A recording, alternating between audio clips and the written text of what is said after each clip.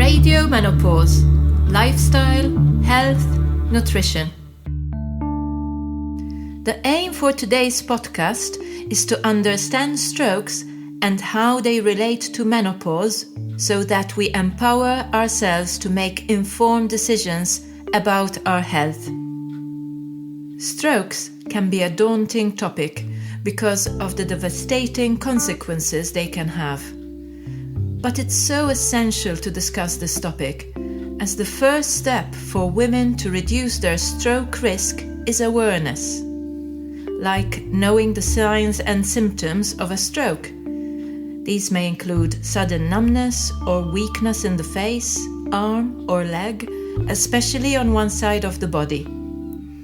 Other warning signs can be sudden confusion, trouble speaking, difficulty understanding speech, or sudden severe headaches. There are two types of strokes: ischemic and hemorrhagic strokes.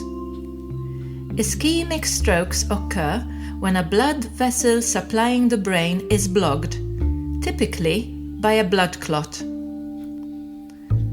Risk factors for an ischemic stroke include aging, hypertension, diabetes, obesity, high cholesterol, smoking, chronic kidney disease, cardiovascular disease, and going through early menopause before the age of 40.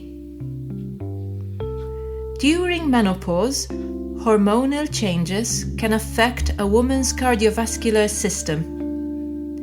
During the 10 years after menopause, the risk of stroke roughly doubles.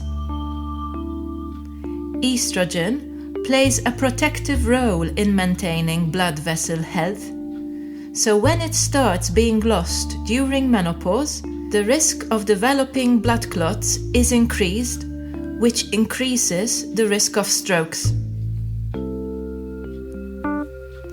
Hemorrhagic strokes result from a ruptured blood vessel leading to bleeding in the brain. These strokes are much less common than ischemic strokes, but can be more severe.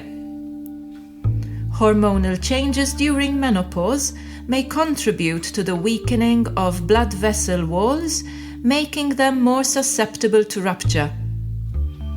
High blood pressure, which sometimes increases during menopause, is also a significant risk factor for these hemorrhagic strokes.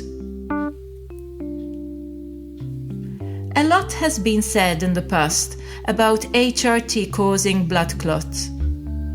Studies have shown that HRT as tablets can increase the risk of an ischemic stroke by a small margin, but we now have recent studies that show that this is entirely avoided by using patches or gels.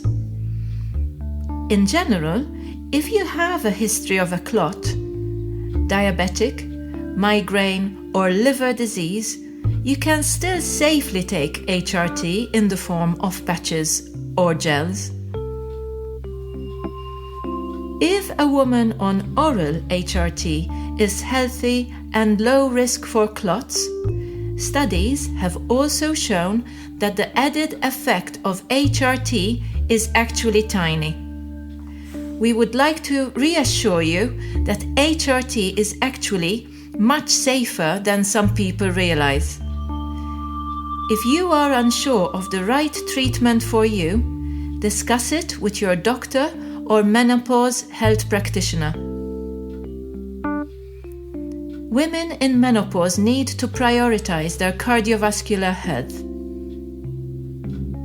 Regular exercise, a balanced diet, and maintaining a healthy weight are crucial for stroke prevention. Managing stress and keeping blood pressure in check is also very important. Consulting with healthcare professionals to monitor and address specific risk factors is a proactive step in taking control and safeguarding your future health. Thanks so much for listening to this episode of Radio Menopause. Make sure you get every episode by hitting the subscribe or follow button on the podcast. I will see you here next time. Goodbye.